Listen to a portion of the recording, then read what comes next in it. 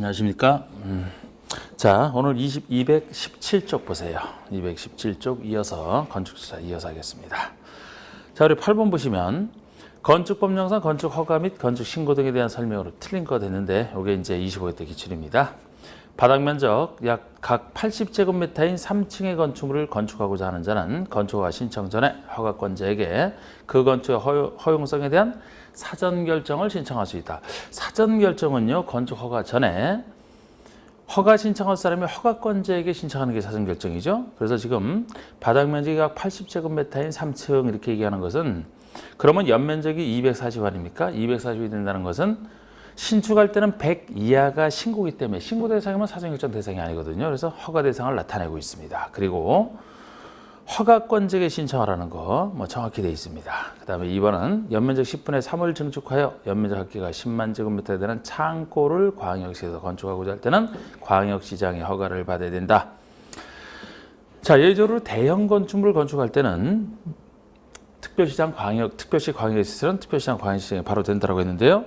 증축할 때는 10분의 3 이상 증축 맞습니다. 그런데 요거는 창고기 때문에 공장 창고는 대형에서 제외가 되잖아요. 그래서 창고이기 때문에 구청장 허가를 받아라 그래야 되는 겁니다. 그래서 2번이 틀렸고요.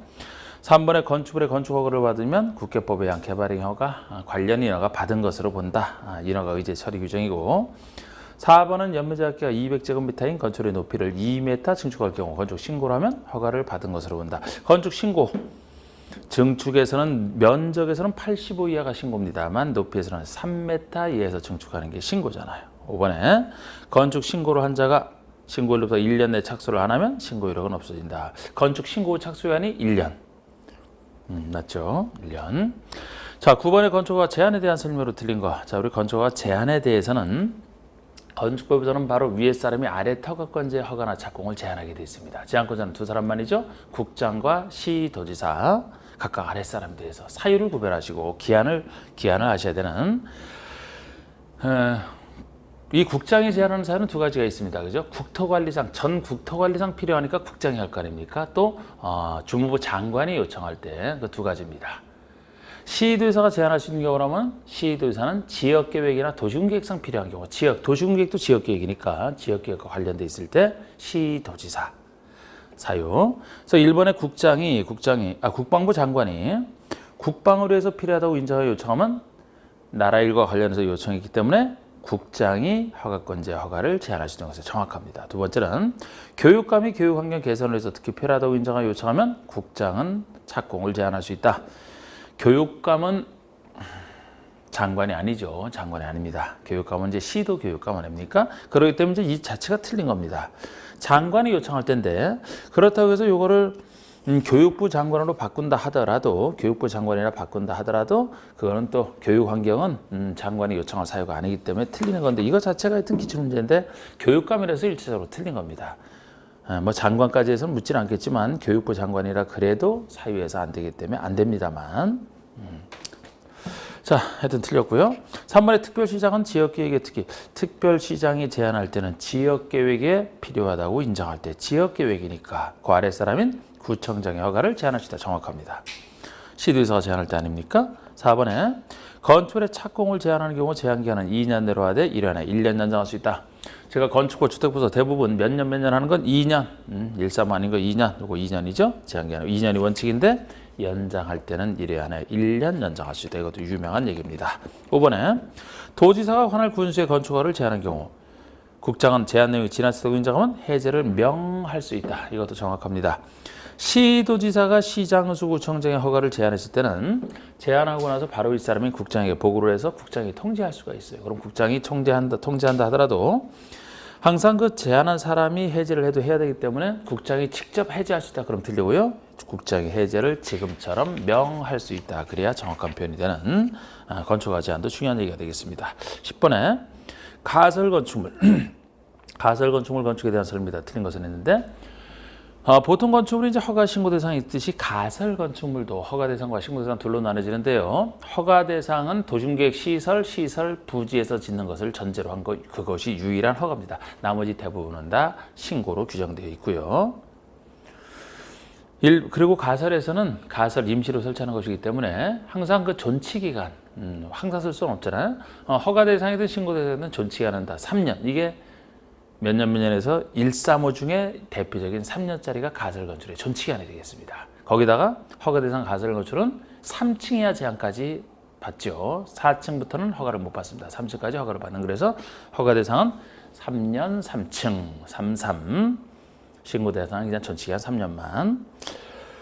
1번의 도중계획 시설 또는 시설 예정지에 있어서 가설 건축을 허가. 이 말이 들어갔을 때만 유일한 허가, 시장소 조제 허가 맞습니다.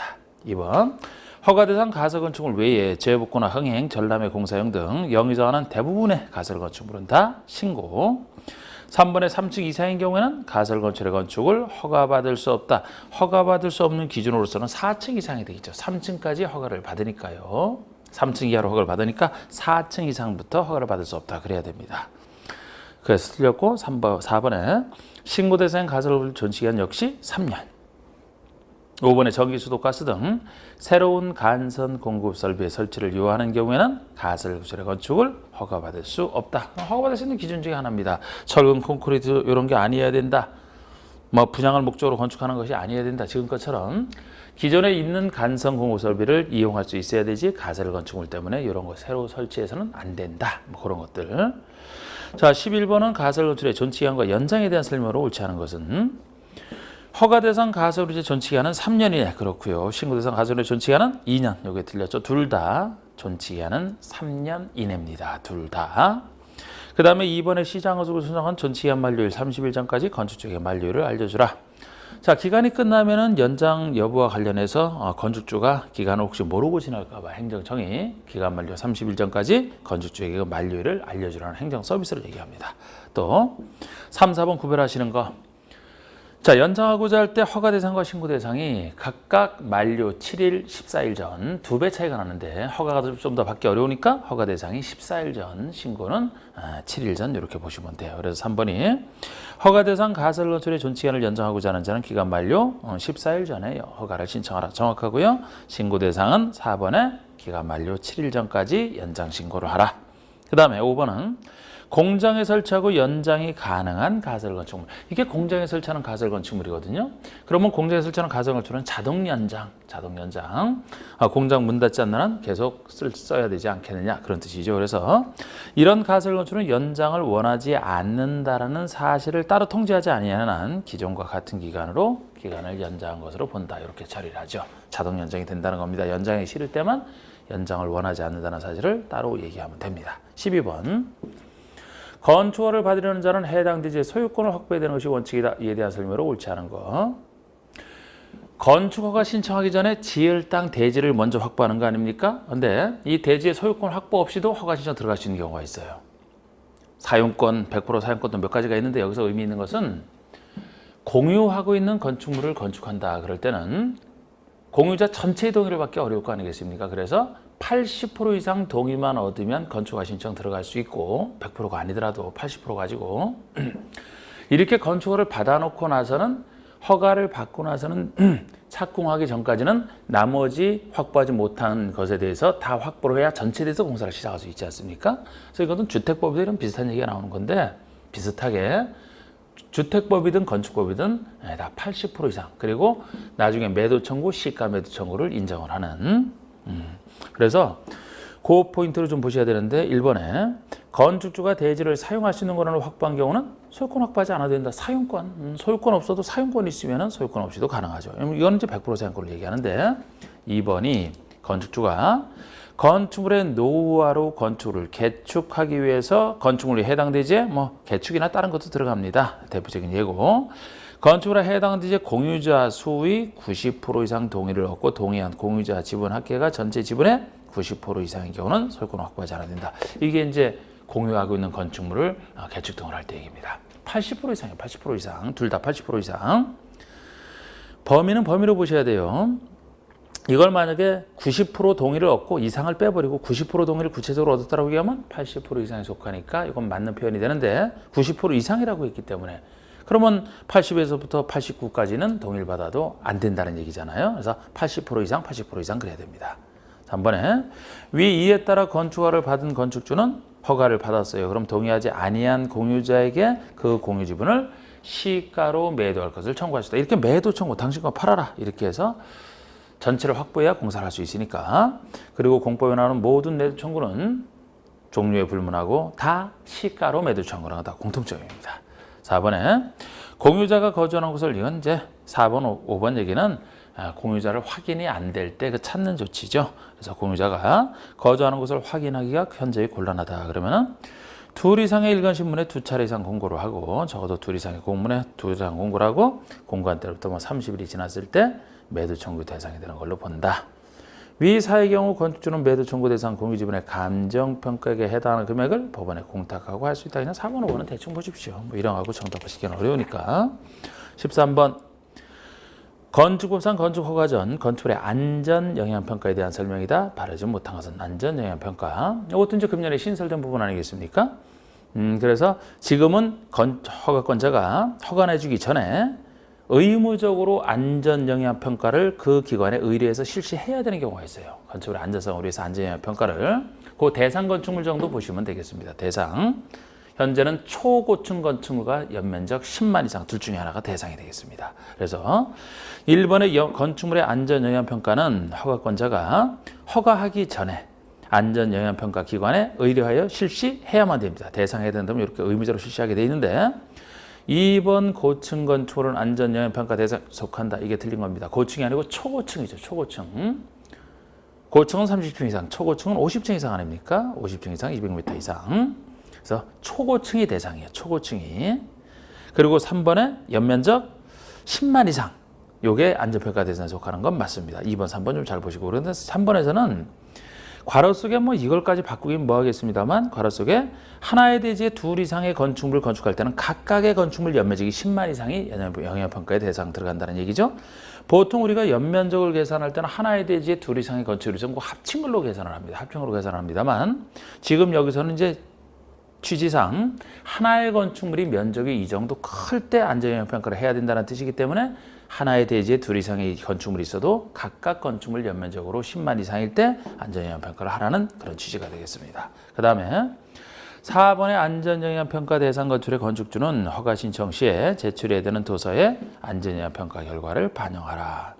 의뢰받은 자는 평가기관은 의뢰받은 대로 30일 내 허가건자에게 결과를 제출하라. 별 얘기 아니고. 14번에 건축 공사 현장 안전관리 예치금에 대한 설명이다. 옳지 않은 거. 이 공사 현장 안전관리 예치금도 지금까지 한 번 나온 것이니까 그냥 이 정도 보시는데, 우리 건축주가 허가를 받은 건축주가 건축을 중단하게 되면 현장을 안전하게 관리할 책임을 집니다. 그런데 그 책임을 안 질 때 대비해서 현장을 안전하게 관리하기 위한 안전관리 예치금을 부과할 수 있는 이런 장치가 나와 있어요. 대상은 조금 큰 건축물, 1000 이상인 건축물이 대상이 됩니다. 1000 이상.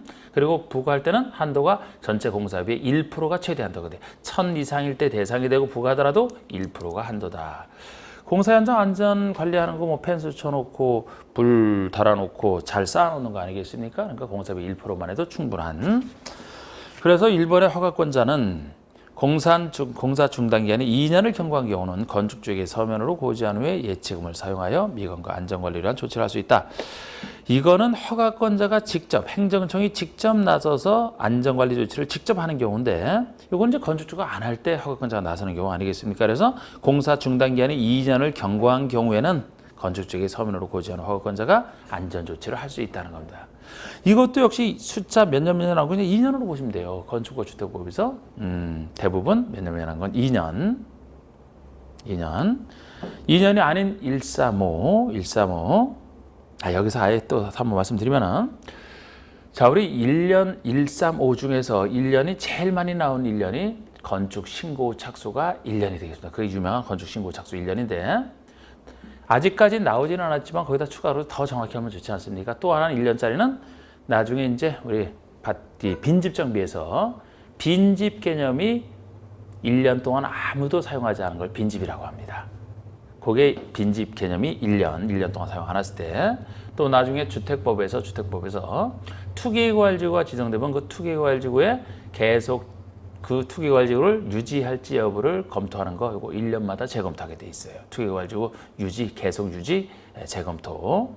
이게 1년이 되겠습니다. 그 1년 3가지밖에 없어요. 그중에서 착수 1년이 제일 많이 나왔다는 얘기고, 그 다음에 3년이 아까 가설구절의 존치기한 이게 유명한 3년이죠. 많이 나왔던. 또 하나의 3년이 나중에 주택법에서 주택 상환사채 상환기간이 3년을 초과할 수 없어요. 주택 상환사채의 상환기간이 3년 초과할 수 없다. 거기 3년 2가지가 나옵니다. 그리고 5년은 사업계획 승인 후 착수. 큰 사업하는 주택보상 사업 승인 후 착수는 워낙 큰 큰 건축물이니까 5년 내 착수하라.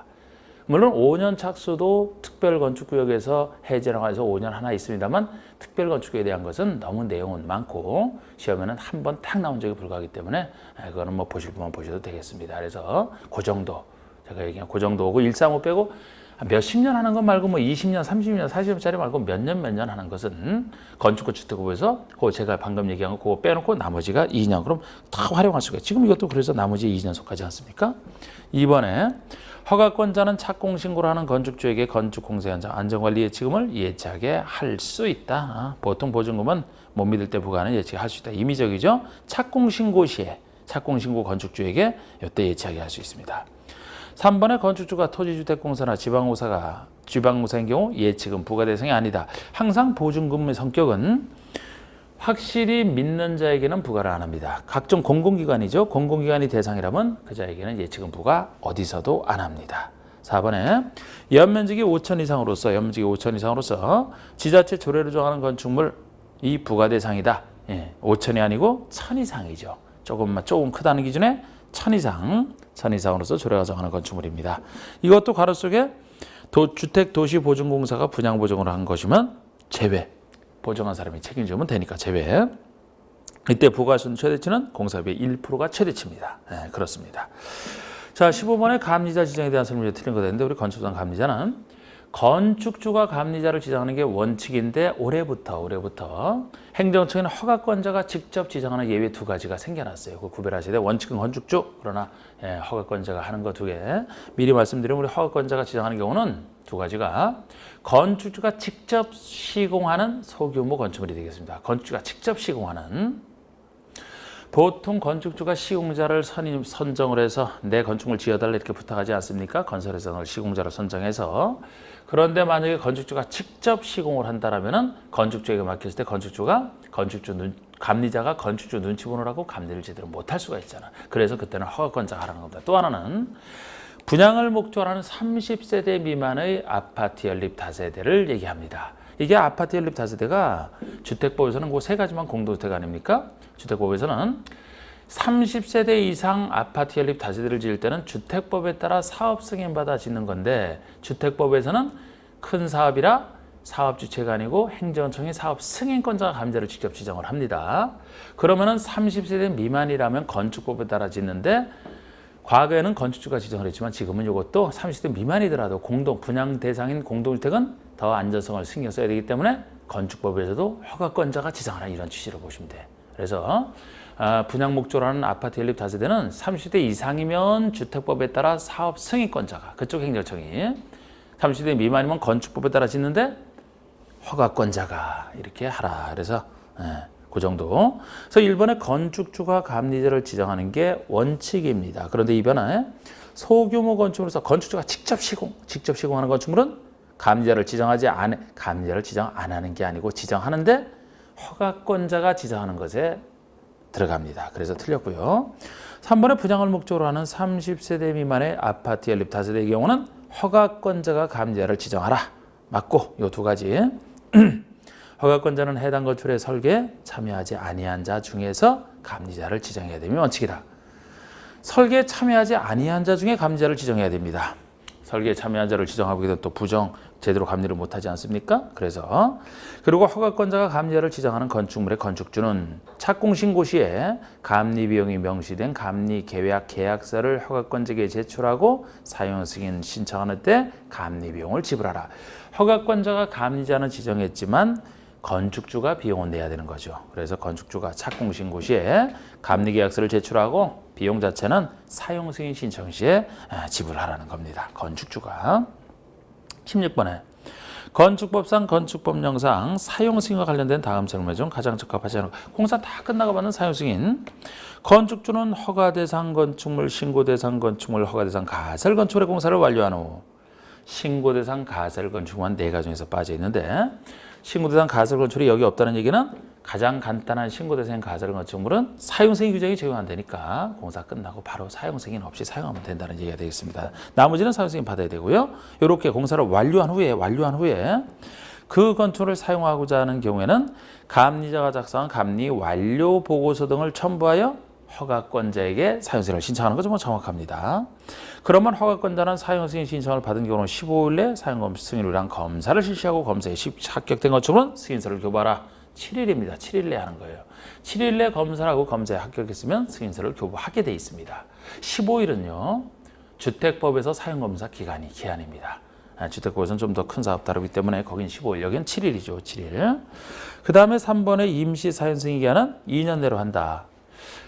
전체에 대해서 받는 게 사용검사인데요. 사용승인인데 완료된 부분을 먼저 쓰고자 할 때는 임시 사용승인 신청할 수 있는데 거기서 임시는 역시 2년이 한도가 되는 겁니다. 왜? 건축과 주택법에서 아까 135 아닌 거 다 2년 그랬잖아요.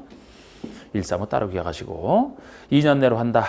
다만 허가권자는 대형 건축물이나 안방공사 등으로 인하여 공사기간이 장기간이다. 그러면 기간 연장할 수 있게 이렇게 해놨고요. 4번의 건축주는 사용 승인을 얻은 후가 아니면 원칙적으로 사용하거나 사용하게 할 수 없다. 사용 승인 받고 써라. 뭐 그런 원칙 아니겠습니까? 아니겠습니까? 그런데 다만 허가권자가 위 이해 규정에 의한 기간 내에 아까 7일 내에 승인서를 교부하지 아니하거나 임시로 사용 승인을 한 경우는 그러하지 아니다. 사용 승인 없이 쓸 수 있는 경우죠. 아까 7일 내에 합격했으면 승인서를 교부하라고 했는데 그때까지 교부를 안 했다. 허가권자 잘못이죠. 아니면 임시 사용 승인 받았다면 임시 사용 승인 받은 기간에는 쓸 수 있으니까 사용 승인 없이 쓸 수 있는 경우가 되겠습니다. 17번에 건축을 받은 건축물의 철거 등에 대한 설명으로 틀린 것인데 작년 문제네요. 건축물 소유자가 건축물을 철거하려면 특별시장, 광역시장, 자치도지사, 시장건수에게 신고하라. 특별시장, 광역시장에 들어가서 틀려서 지금 이 지문은 철거하기 전에 누구에게 신고하느냐 지금 누구에게를 물었으니까 그걸 살펴봐야 되는데 특별시장, 광역시장이 이렇게 한가한 사람 아니잖아요. 제가 건축법에서는 개별적인 허가들 대부분 시장군수, 구청장이 하죠. 자치시, 자치도 포함해서. 그러면 특별시, 광역시 대신에 구청장이 들어가야 되죠. 이런 철거 신고인데 이 대장을 구청장이 관리하지 특별시장, 광역시장이 관리하는 거 아니잖아요. 대장 규제 내용 바꾸라고 지금 이 철거 신고를 해주는 겁니다. 구청장이에요. 그 다음에 2번에 건축물 소유자가 건축물을 철거하려면 철거 예정일 3일 전까지 철거 멸실 신고서에 해체 공사 계획서를 첨부하여 제출하라. 3일 전 신고. 멸실 3번이죠. 건축물의 소유자 관리자는 건축물이 제로 멸실된 경우는 멸실 후 30일 내 신고하라. 하나는 3일, 30일 딱 10배 차이가 나는데 철거는 철거 예정이 3일 전, 멸실은 자연적으로 멸실된 것이라 사전에 안 되죠. 요거는 특이한 게 사후 신고고 30일 준다는 거. 멸실됐으니까 이제 정신 수습할 시간을 조금 좀 오래 준다 이렇게 생각을 해서 요게 30일도 특이하고 사후 신고도 특이한 겁니다. 정확합니다. 둘 다. 4번에 성면이 함유된 건축을 철거할 때는 성면을 먼저 제거 처리한 후 건축물 철거. 상식선에서 보시면 돼요. 성면이 얼마나 폐해 위험합니까? 그래서 먼저 제거 처리한 후에 철거하라는 겁니다. 그 다음에 건축물 철거 멸실 신고서를 제출받은 특별자치도지사는 철거 멸실 여부를 확인한 후에 대장에 그 내용을 말소하라 이렇게 돼 있습니다. 당연한 얘기죠. 그 다음에 이제 강론 파트 들어갑니다. 대지도로 관계해서. 건축상 도로에 대한 설명이 틀린 거 우리 건축상 도로 개념 별도로 있죠. 보행과 자동차 통행이 가능한 너비 4m 이상 도로. 둘 다 가능한 걸 전제로 해서 너비 4m 이게 원칙이죠. 차는 교차돼야 되니까 4m. 기존 도로를 말하므로 예정 도로는 도로가 아니다. 건축상 도로에서는 각종 법 또는 허가권자가 지정한 도로를 넓게 인정하는데 기존 도로뿐만 아니고 예정 도로도 건축상 도로에 포함이 돼 있습니다. 예정 도로는 나중에 건설되면 그걸 통해서 다닐 수 있기 때문에 3번에 막다른 도로로서 일정 요건을 갖춘 경우 건축상 도로가 될 수 있다. 보통 통과도로에 대한 예로서 막힌 길, 막다른 도로는 이제 10m 미만, 10에서 35 미만, 35 이상 세서로 해서 각각 소요 폭이 2, 3, 6 이렇게 되는 거 그렇습니다. 그리고 건축허가 신고 시 행정청이 그 위치를 지정 공간 도로도 건축상 도로에 해당한다. 그렇습니다. 행정청이 지정한 도로, 법에 의해서 고시한 도로 다 들어가죠. 지형적 조건으로 차량 통행이, 자동차 통행이 불가능한 도로는 3m 이상은 건수한 도로가 될 수 있다. 원칙은 1번이지만 예외적으로 계단식 도로처럼 사람은 다닐 수 있지만 자동차는 불가능하다. 이거 3m 이상이면 도로로 인정합니다. 반대는 없어요. 반대는. 예를 들어 자동차 전용 도로처럼 자동차만 다닐 수 있고 사람 보행이 못 다닌다. 그거는 건수한 도로 아닙니다. 5번은 도로가 되죠. 자, 그 다음에 2번의 건수상 대저도로 관계에 대한 설명으로서 옳지 않은 것을 했는데, 자, 우리 대저도로 관계가 유명한 사람 많이 사는 전매증만 적용되는 규정 중에 하나인데, 자, 대저도로 관계라는 것은 이 대지가 도로에 2m 이상 접해야 된다. 이게 대저도로 관계가 되겠습니다. 우리 도로노비는 원칙은 뭐 여기 안 적어놨지만 4m 이상이 원칙의 도로노비이기 때문에 보통 건축물이 있는 땅은 접하는 부분은 2m 접하면 된다는 거예요. 그럼 여기 사는 사람이 여기 사는 차 포함해서 접하는 부분 2를 통해서 들어왔다 나가기만 하면 되기 때문에 다른 이웃 집사랑 교차할 필요는 없잖아요. 도로는 교차해야 되니까 4m는 돼야 된다는 얘기고, 그래서 2m 접하는 게 원칙인데, 이렇게 접하는 게 원칙이지만 이렇게 2m 이상 안 접해야 된다는 예외도 한 3가지가 존재합니다. 그건 나왔을 때 그대로 이해하시면 돼요. 예를 들어서 2m 접하지 않아도 이 출입에 지장이 없다고 판단되면 접하지 않아도 되고요. 또 예를 들어 여기 대지가 있는데 이 대지와 도로 사이에 뭐 광장, 공원 등 건축이 금지된 공지에 접하고 있다 그러면 이쪽을 통해서 다니면 되기 때문에 직접 접하지 않아도 되고요. 만약에 농막이 있다라면 농막도 농민이 거주용으로 쓰는 게 아니에요. 휴게용으로 쓰는 거지, 휴식용으로 쓰는 거지. 그렇기 때문에 이 농막도 직접 대지에 접하지 않아도 된다. 이런 3가지가 있고요. 더 많이 접해야 되는 강화 규정이 또 반대 예외가 있습니다. 여기 들어선 건축물이 아주 넓다라면 여기 넓다는 기준이 2,000이에요. 2,000 이상. 2,000 이상. 물론 공장은 따로 3,000 이상부터 적용된다라는 예외가 붙어 있고, 일단 2,000 이상의 큰 건축물이라면 여기 여러 세대가 모여 살 테니까 2m 접해서는 부족하죠. 그래서 요거 할 때는 강화 규정은 원칙은 2m인데 2,000 이상 넓다는 기준으로 2,000이 추가됐죠? 2,000이 추가됐으니까 접하는 부분 원칙도 도로 너비 4에 2 더하고 접하는 부분 2에도 2를 더해서 너비 6m 이상 되는 도로에 접하는 부분 4m 이상 접한다. 이러면 좀 기억하기 좋을 겁니다. 그런데 2,000 이상이라 하더라도 축사나 작물 재배 사람은 다시 제외해요. 축사나 작물 재배사는 아무리 넓어도 사람이 사는 거 아니지 않습니까? 관리하는 사람만 드나들면 되기 때문에 그때는 원칙으로 돌아와서 2m 접하면 되겠죠. 이게 대지도로 관계 유명한 적입니다. 그러면 옳지 않은 것은 1번의 건축물의 대지는 도로에 2m 이상 접해야 된다. 이게 원칙적 개념이죠. 2m 이상. 근데 거기도 도로라는 것의 개념 속에 자동차만의 통행에 사용되는 것은 제외한다. 보행이 불가능한 자동차만 다닐 수 있는 도로는 도로 아니라고 했잖아. 제외보다 소용없죠. 제외. 이번에 건축물의 출입에 지장이 없다고 인정이 되면은 대지가 도로에 접하지 않아도 된다. 지장이 없는데 예외 중에 하나죠. 3번은 연면적가 2,000 이상인 건축물의 대지는 너비 6m 이상 되는 도로에 4m 이상 접하라. 2,000 이상 정확합니다. 4번의 위의 경우 공장은 3,000 이상인 경우에 적용된다. 그렇고요. 5번의 연면적 4,000제곱미터인 축사대지는 요거 2,000 이상에 속하죠. 그러나 너비 6m 이상 도로에 4m 이상 접할 필요 없어요. 축사 작물 재배사는 제외잖아. 그러면 지금 이 4,000인 축사는 그냥 2m 이상 도로에 접하면 된다 하면 되는 겁니다. 그래서 5번이 틀렸고요. 3번은 대지와 도로 등에 대한 건축 규정을 설명한 것이다. 틀린 것도 있는데 1번 농지법에 따른 농막을 건축할 때는 2m 이상 도로에 접하지 않아도 된다. 농막이니까. 농막. 자동차만의 통행에 사용되는 도로는 건수상 대지도로 관계로 해서 도로로 인정받지 못한다. 그렇습니다. 3번에 허가권자는 도로 위치를 지정하고자 할 때는 도로에 대한 이해관계의 동의를 받아야 되고요. 자, 이거 지정 폐지 변경 얘기인데 지금 대지는 도로에 접해야 되는데 이쪽 대지가 직접 접하지 않고 있다 그러면 접하게 만들기 위해서 우리 도로 개념 중에 각종 법에 의해서 고시된 도로뿐만 아니고 허가권자가 지정하는 도로가 이제 여기 필요해서 나온 거죠. 허가권자가 이 도로를 지정하게 되면 이게 이제 도로의 지정 얘기고 지정한 도로를 없애는 게 폐지고 바꾸는 게 변경이 되겠습니다. 근데 이 둘의 기본적 차이를 아시면 돼요. 허가권자가 지정하거나 폐지 변경할 때는 기본적으로 이해관계의 동의를 얻어야 됩니다.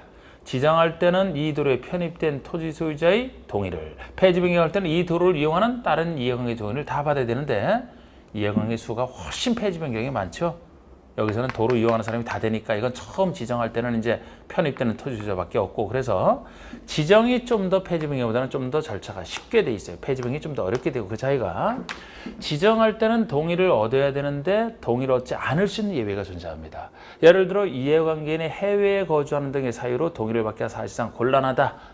아니면 주민이 장기간 통행도로 이용하는 사실상의 통로가 있다면 그 통로에 대한 주인은 그 주민들이 쓰는 것을 묵인했다는 얘기가 되니까 그 두 가지 경우에는 동의 없이도 건축운영 심의만으로 지정할 수 있는데 폐지 변경은 그런 얘기가 없다는 게 차이점이에요. 그래서 더 이게 까다로운 거지. 폐지 변경이라면 언제나 동의를 받아야만 됩니다. 만약에 도로에 편입된 토지 소유자가 폐지 변경을 요청하더라도 다른 이해관계 등을 받아야만 됩니다. 그 차이점 간단하게. 그럼 3번에 허가권자는 도로 위치를 지정할 때예요. 지금 이건 지정 공고하고자 할 때는 해당 도로에 대한 이해관계 등을 얻어야 되는 게 원칙인데 위 3의 경우 주민이 장기간 통행도로 이용하는 사실상의 통로로서 조례로 정하는 것이 있다. 요거랑 아까 그 해외에 거주하는 등 이해관계 동의를 얻기가 곤란하다. 이런 경우에는 이해관계의 동의를 얻지 않고 건축의 심의를 거쳐 지정할 수 있다는 겁니다. 지정할 때. 근데 5번 보시면 허가권자는 지정한 도로를 폐지 변경할 때요. 그때 이해관계인이 해외에 거주하는 등 이해관계 동의를 얻기가 곤란하다고 허가권자가 인정할 때는 동의를 얻지 않고 건축의 심의를 거쳐 폐지 변경할 수 있다. 폐지 변경에서는 요 사유로 동의 없이 못합니다. 폐지 변경에서는 이해관계를 동의 없이 할 수 있는 예외가 없다라고 했잖아요. 이걸 지정한다 그럼 맞겠지만 폐지 변경이라서 틀린 겁니다.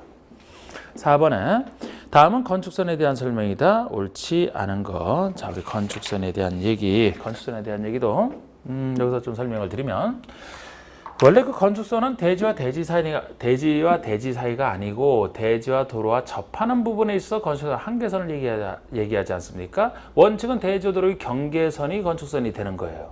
건축이 바싹 붙여서 건축하는 게 원칙인데 예외적으로 얼마 떨어뜨려서 하는 예외적 건축선 3가지가 있는데 그 예외적 건축선 중에 하나가 소유업이 미달 도로에 접하고 있는 대지라면 이건 이제 예외 중에 하나가 되겠습니다. 그러면 예를 들어서 이쪽 대지가 있는데 보통 다른 얘기는 양쪽에 이제 대지 있는 거 아닙니까? 이 대지가 소유업이 미달 도로에 접하고 있다. 소유업을 한 2m로 해서 볼까요? 2m짜리 도로라면 보통 소유너비는 아까 원칙적 도로 너비가 4m 이상은 돼야 되기 때문에 이제 4m로 보시면 됩니다. 소유너비에 미달되는 도로죠? 그러면은 원칙대로 대지도로의 경계선으로 건축선을 할 것 같으면은 소유너비 미달도로면은 나중에 해당되는 도로를 넓혀야 되는데 바싹 붙여서 건축을 하게 되면 나중에 도로 넓힐 때 곤란하죠. 그래서 확보될 도로 너비만큼을 소유너비를 건축선을 통해서 확보하겠다는 겁니다. 그래서 이게 2m라면 이쪽으로는 1을 후퇴해야 되겠죠. 1m를. 양쪽으로 후퇴하는 걸 전제로 해야 공평하기 때문에. 그래서 이래서 4를 만들어야 됩니다. 이 말을 말로 표현할 때는 양쪽으로 넓히니까 한쪽으로는 도로 중심선에서부터 이쪽으로 후퇴하는 거리가 확보해야 되는 소유너비의 2분의 1을 물러난 선을 건축선으로 한다. 이쪽으로도 소유너비의 2분의 1을 물러나면 소유너비가 확보가 되니까 이렇게 표현을 합니다. 그런데 만약에 계산 문제를 할 때 가끔 나오는 건데요. 이 반대쪽에 일반 대지가 아닌 걸 특별히 그려놨다. 하천에 흘러간다. 아니면 선로 부지가 있다. 아니면 경사지가 있다. 일반 대지가 아니죠. 그러면은 한쪽으로만 후퇴할 수밖에 없어요. 그죠? 그러면 이때는 소유너비 4를 만들기 위해서 이쪽으로 2m를 물러난 선을 건축선으로 해서 소유너비를 확보하겠죠. 자, 그럼 이렇게 건축선이 지정이 되면은 요걸 얘기할 땐 또 이렇게 얘기해서 말로 표현할 때는 아까는 중심선에서부터 소유너비 2분의 1을 후퇴한다고 했는데 이제는 한쪽으로만 후퇴하니까 중심선이 아니죠. 중심선이 아니고 하천등이 있는 쪽 반대쪽 경계선에서부터 이쪽으로 후퇴하기를 소유너비만큼 물러난 선을 건축한다. 이렇게 이제 얘기를 하고 있습니다. 그리고 이렇게 건축선이 지정되면 건축선 안쪽에서만 건축할 수 있다 그랬잖아요. 그럼 건축선 바깥에 침범해서 건축 못합니다. 이 도로와 건축선 사이의 이 부분은 건축하지 못하는 부분이 되는데 건축하지 못할 뿐만 아니고 앞으로도 도로가 설치될 예정인 땅이기 때문에 대지에서도 제외한다. 이렇게 보시면 돼요. 대지에서도 이게 빠집니다. 이걸 아셔야 돼요. 대지에 제외된다는 걸. 그래서 계산 문제로 그림 그려준 상태에서 대지 면적 구하려면 이렇게 그려가지고 요 면적을 구할 수 있어야 되는 겁니다. 이 대지 면적을 구한 상태에서 건축 면적 구하려면 대지 면적에다가 건폐율, 이 땅의 건폐율을 곱해주면 되고 연면적을 구하려면 이 땅의 대지에다가 용적률을 곱해주면 되는 거죠. 그죠? 그런 식으로 하는 거. 이게 소유업의 미달도로예요. 그리고 두 번째 예외는 도로와 도로가 만나는 도로 모퉁이에서 우리 가각전제하는 거. 도로 모퉁이에서 건축선 얘기.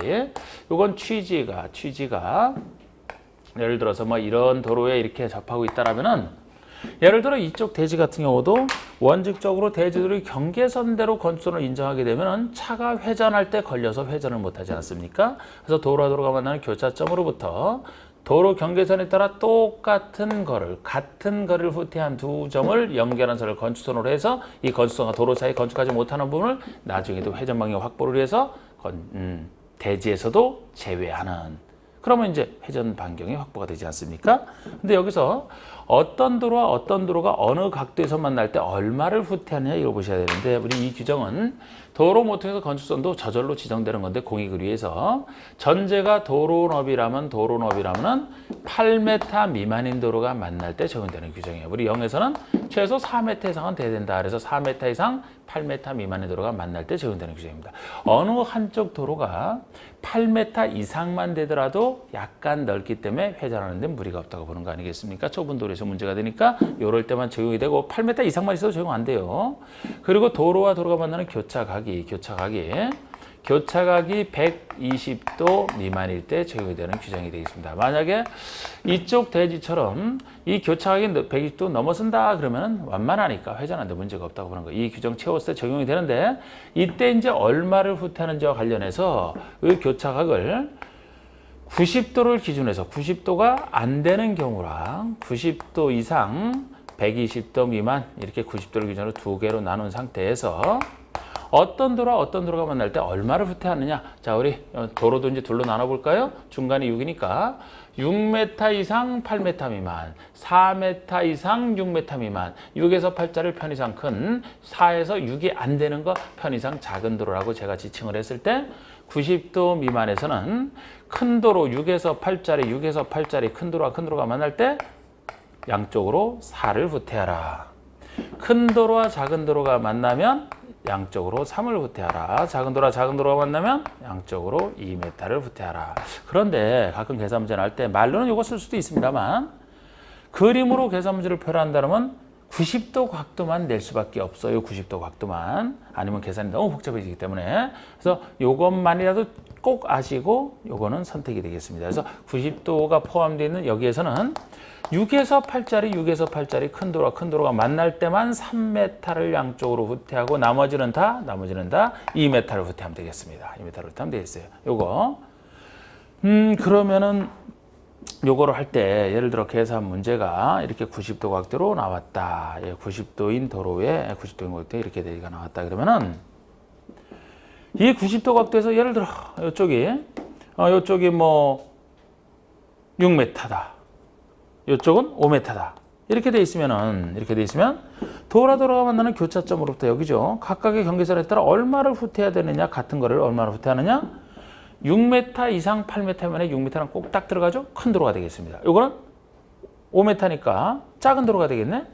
그럼 큰 도로가 만날 때만 3인데 이건 나머지에 속하니까 큰 도로, 작은 도로니까 2m 후퇴하는 거예요. 그럼 이쪽으로도 2m를 후퇴하고 이쪽으로도 2m를 후퇴한 두 점을 연결한 선이 건축선이고 요 건축선과 요 부분이 대지에서 제외가 되니까 사각형 면적을 구한 상태에서 요 직각 삼각형을 빼주면 대지 면적이 나오는 겁니다. 이게 직각이니까 직각이면은 정사각형의 반이니까 2는 4의 반, 2가 되는 것이죠. 이게 만약에 직각이 아닌 다른 각도가 나오면 계산이 굉장히 복잡하기 때문에 90도만 생각하시면 됩니다. 자, 요 얘기. 그리고 세 번째에는 시장 등의 시장군수 구청장 등의 별도 지정 건축선이라는 게 있는데 시장 등의 별도 지정 건축선은 지금 아까 이 두 것은 소유업을 확보하기 위해서 도로 모퉁이라는 공유를 해서 저절로 법에서 지정이 되는 겁니다. 근데 그거는 법에서 저절로 되는 게 아니고 시장 등이 이제 환경 정비 등에서 필요하면 지정할 수 있다는 규정이에요. 정상적 도로에 접하고 있는데 예를 들어서 여기가 너비 6m 이상 되는 도로고 누구랑 교차하지도 않습니다. 그러면은 소유업의 미달도 아니고 도로 모퉁이가 적용될 것도 아니지 않습니까? 정상적인 도로에 접하겠지만 필요한 경우 건축선을 따로 지정할 수 있다는 거예요. 행정청이. 그 대신 이 규정은요 반드시 다른 곳은 안 되고 도시 지역에서만 가능하고요. 도시지역에서만 가능하고 필요한 경우 4m 내에서만 지정할 수 있어요. 건축선을. 그래서 만약에 이렇게 건축선이 지정되면 건축선 개념상 건축선 안쪽에서만 지어야 되지 건설을 침범해서 이 부분은 건축 못하지 않습니까? 건축 못하는데 이 부분은 아까 두 경우와 달리 대지 면적에서 제외되지 않고 포함된다는 것을 저 둘과의 차이점으로 아셔야 되는 겁니다. 저 둘과의 차이점으로. 여긴 나중에 소유업이 미달의 일도 아니니까 도로가 확보될 것도 아니고 도로 모퉁이 회전 반경을 생각할 것도 아니지 않습니까? 편의상 못 지게 하는 거예요. 그러면은 그러니까 제외할 필요는 없다는 얘기인데 결국 그럼 대지 면적을 이렇게 그려진 상태에서 대지 면적 구하려면 이게 시장 등이 정한 건축선이라고 하면은 대지 면적은 그대로 이 크기가 되는 겁니다. 그대로 이 크기가 되고 단지 건축선 안쪽에서만 건축 면적을 지으라는 겁니다. 이렇게 세 가지예요. 그리고 이 건축선이 이렇게 지정이 돼 있으면 아까 건축선의 수직면을 침범하지 못한다 그랬죠? 건축이나 담장이 수직면을 침범해서는 안 돼. 넘어서는 안 돼. 그런데 지하는 넘어도 됩니다. 이것도 여러분 내서 지하는 넘어도 지하로 사람 다니는 건 아니기 때문에. 그리고 이 건물이 있는데 그리고 출입구나 창문을 여닫이식으로 설치한다. 열었다가 닫아 이렇게 여닫이식으로 설치한다면 도로면부터 육교 높이, 도로면부터 높이 4.5m 이하에서는 그 수직면을 넘는 구조로 해서는 안 돼요. 괜히 넘는 구조로 했다가 와서 부딪히니까 4.5m 넘어서는 와서 부딪힐 차나 사람이 없죠? 넘어도 됩니다. 출입구나 창문. 자, 건축선에 대한 얘기 조금 길게 드렸는데 자, 이 4번에 옳지 않은 것은 건축선은 대지 중 도로와 접한 부분에서 건축으로 건축해서 선을 말하며 원칙은 대지도로의 경계선이 된다. 2번 소유업에 미달되는 도로라면 도로 중심선으로부터 각각 소유업의 2분의 1에 상당한 거리를 후퇴한 선. 3번에 도로 반대쪽에 급경사지나 하천 등이 있다. 도로 중심선 벌써 틀렸죠. 중심선이 아니고 하천 등이 있는 쪽 그쪽 경계선에서부터 그래야 되죠. 소유업이 만큼은 좋아요. 그런데 어디서부터 그걸 틀리게 해놨습니다. 그리고 4번의 건축 및 담장은 건축의 수직면을 넘어서는 안 되겠죠. 그리고 5번의 위 2의 경우 건축과 도로 사이의 부분은 대지 면적에서 제외한다. 설명드린 대로입니다. 5번이 자, 1번 옳지 않은 거. 도로 모퉁에서 가각전제에 대한 규정은 교차되는 도로 너비가 모두 8m 미만으로서 8m 이상 되면 적용 안 되잖아. 8m 미만으로서 교차각이 120도 미만인 경우에만 적용된다. 그렇습니다. 지표 아래 부분 지하는 건설의 수직면을 넘어도 된다. 지하는 넘어도 돼요. 그리고 도로면으로부터 높이 4.5m, 육교 높이에 있는 4.5m 이하에 있는 출입구나 창문, 기타 이와 유사한 구조물은 개폐 시에 열고 닫을 때 건설의 수직면을 넘지 아니하는 구조로 해야 된다. 그리고 4번의 특별자치도지사 시장의수 구청장은 필요한 경우 계획관리지역에서는 4m 이내에서 건설을 따로 지정할 수 있다. 이 시장 등이 별도로 지정하는 건축선은 계획관리지역이 아니고 도시지역이잖아. 도시지역에서만 가능합니다. 4m는 좋아요. 그런데 계획관리가 틀렸습니다. 5번의 위 사의 경우 건축선과 도로 경계선 사이 부분은 대지면적 산정에 있어서 제외되지 않는다. 포함된다. 정확히 구별하시고 맞습니다. 5번, 4번만 틀렸어요. 또 6번이 이제 계산 문제도 이것도 기초로 나왔던 계산 문제 바로 이런 식으로 하는 겁니다. 자, 건축법령상 대지의 건축선을 고려한 대지 면적이 얼마냐? 자, 지금 요 부분이 요거 아까 요거를 활용하는 거 아니겠습니까? 자, 요거 한번 그림 다시 그려보면은 뭐 건축 우리 공법에 나오는 계산 문제는 쉬워요. 쉽습니다. 당황할 필요가 없어요. 그래서 뭐 요런 식으로 된 건데 이게 대지가 이런 모양이죠? 그리고 여기 선로가 그려져 있네. 그럼 일반 대지가 아니네요. 그리고 도로가 3m예요. 3m만 소유업이 미달도로 이 건축선을 생각하셔야 되죠. 그리고 이쪽 거리가 7이고, 이쪽 길이는 14m고. 이렇게 찌그러지게 그리면 아니지. 잘 그려야지. 여기 14m고. 요것이 10m고. 요것이 20m고. 이렇게 주어져 있습니다. 그러면은 대지 면적은 자, 소유업이 미달도로니까 이쪽으로 얼마를 후퇴하느냐? 4를 확보하기 위해서 한쪽으로만 후퇴해야 돼. 2를 후퇴하면 되겠죠, 그죠? 그래서 4를 만들면 되는 겁니다. 이쪽으로 후퇴할 필요는 없으니까. 만약에 이쪽에도 이제 선로 이런 게 없다면 0.5 되겠죠, 여기서는. 어쨌든 2를 그려놓고 이것이 대지 면적 제외된다니까 이 대지 면적을 구하면 되겠습니다. 그러면은 요거는 이제 이렇게 나눠서 보면 되겠죠? 그럼 요쪽 사각형, 요쪽 사각형은 여기가 이제 6이 되지 않습니까? 가로가 6m고 세로가 10이니까 6 곱하기 10, 60. 이쪽의 면적은 여기가 14니까 여기가 7이 되죠? 그럼 여기는 7이 됩니다. 7이 되죠? 이걸 통해서 알 수 있죠? 7m. 여기는 20이니까 20 곱하기 7, 140제곱미터. 더하니까 200. 이렇게 간단하게 나오는. 그 다음에 7번이 다음의 조건에서 토지 소유자가 최대한 건축할 수 있는 건축의 대지 면적은 얼마냐? A도로의 너비는 7m라고 B도로의 너비는 6m이다. 그럼 이것도 아까 이 가각전제 적용하는 거 아니겠습니까? 이 그림 그대로 보시면 지금 여기서 그림상 이렇게 되어 있는데 지금 여기 대지가 있고 이쪽이 20m고 이쪽이 15m라는 얘기고 A도로의 폭은 7m고 B도로의 폭은 6m이다. 그럼 여기서 대지 면적은 얼마냐?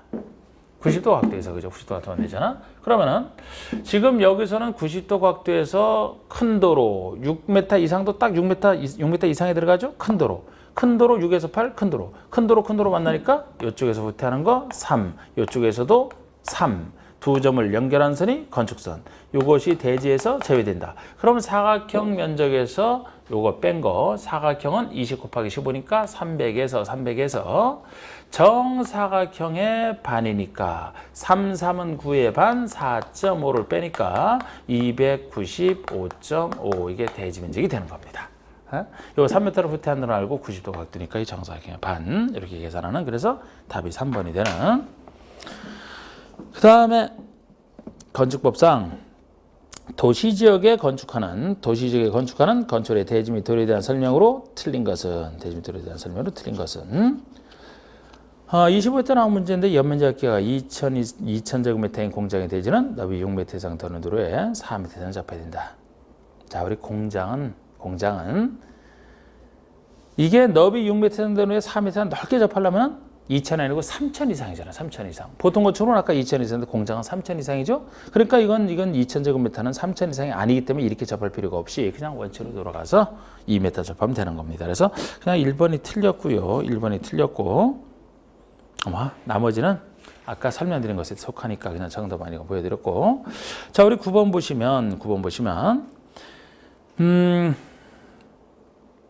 갑은 대지에 높이 4m, 연면적 합계가 90제곱미터인 건축을 신축하려 한다. 건축법상 건축규제에 위반되는 것은 일종의 케이스. 여기 좋은 문제인데요. 위반되는 게 뭐냐? 갑은 건축을 해서 건축 신고를 했다. 자, 우리 건축 신고를 했다. 우리 주어진 것 중에서 신축할 때니까 90제곱미터인 건축을 신축이니까 여러분 신축할 때 신고 대상은 연면적 합계 100제곱미터 이하의 건축을 신축이 신고잖아. 그럼 90은 100 이하네요? 신고했다? 잘한 겁니다.